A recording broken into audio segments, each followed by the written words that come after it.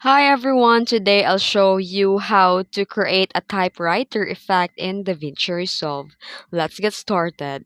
First, open the DaVinci Resolve and go to your project. Then in the effects library, type the text plus in the search bar and drag the text plus into your timeline where you want the text to appear.